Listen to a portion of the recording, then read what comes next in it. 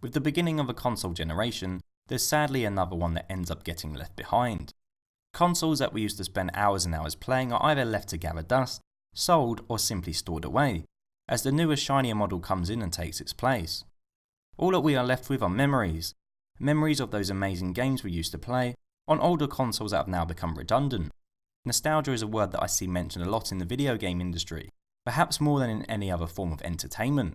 Whilst many gamers simply forget about the consoles of the past, choosing to instead move on to more powerful systems without a second thought, there exists a large number of gamers who seek to recreate those old memories, either by dusting down their old boxed up systems to play them once more, or by rebuying a system they previously owned.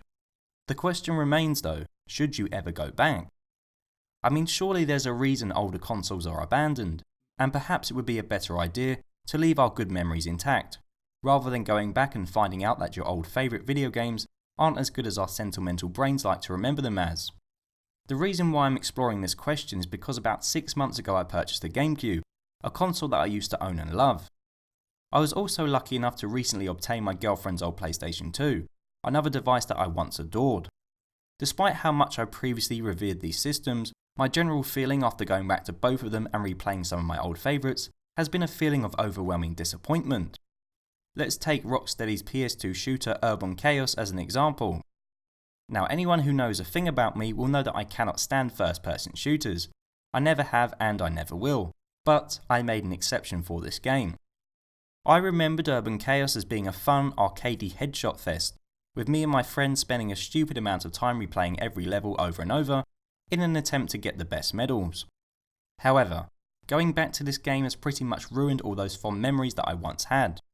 Truth be told, I found the game itself to be pretty repetitive and, dare I say it, quite boring.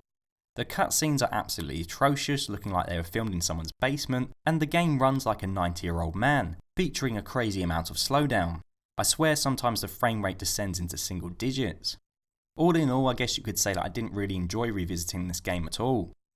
But why is my experience of this game so different now to what it was when I first played it? Well, the first reason is that when I originally played the game, I was a young carefree teen, rather than a miserable critical 20-something that I am today, meaning that I probably wouldn't have even had a problem with the presentation of the cutscenes or the frame rate. Hell, I probably didn't even know what a frame rate was back then. Or perhaps it's just because as I've grown, my tastes have changed. There's a lot of games that I used to enjoy that I no longer do, and maybe it's not the fault of the game, but the fault of my changing perceptions of what a good game actually is. Another valid point is that as consoles become more powerful, and video games continue to improve, both in terms of presentation and gameplay mechanics, going back to an older game is always going to leave the player with a sour taste in their mouth.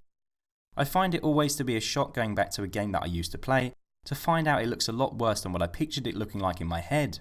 This is partly due to the fact that we automatically compare these older games to the current generation, meaning that perhaps they are unfairly judged and criticised against impossible standards for that time. Finally, the last point that I'm going to argue is that maybe the game we remembered as being amazing, in reality was just not very good in the first place.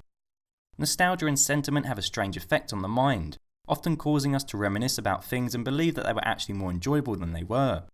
It's entirely possible that most of the games that I remember as being fantastic were pretty average when I played them, yet my mind just likes to think differently. It's kind of similar to getting dumped by a significant other, in that we tend to remember all the good times and put that person on a pedestal, making them out to be some kind of god, when in reality the relationship was probably average at best anyway. In the same way, we seem to remember all the good parts of old games, forgetting all their little annoyances. Another game that I would like to mention to illustrate my point is Sonic Adventure. My family briefly owned a Dreamcast when I was a kid, and with me being a Sonic fanboy, when I originally owned this game, I thought it was the greatest game ever. A decade or so later, I repurchased the game on Xbox 360, and found it to be a complete and utter mess. The game is full of bugs, controls horribly, and to be quite frank, walking around the city talking to random people in an attempt to find where the next damn level is, isn't exactly what I would describe as an adventure. And I'm not the only person to feel this way. As you can see, when this game first released, the general reception from critics was pretty positive. Compare this to the Xbox 360 re-release, and where you can see that it wasn't received well at all. It seemed like a lot of people were willing to overlook the game's problems, because it was the first real 3D Sonic game, and because at the time it looked amazing. However, I have no doubts that this game was just as terrible then as it is now. So as we come to the conclusion, I still haven't answered the question of whether or not one should go back to old video games that they previously owned. Well, despite the examples I've used in this video, I do still believe that there are classic games that still hold up well today and can still be enjoyed if you decide to play them now. However, I believe my experiences have shown that it's important to keep our expectations in check.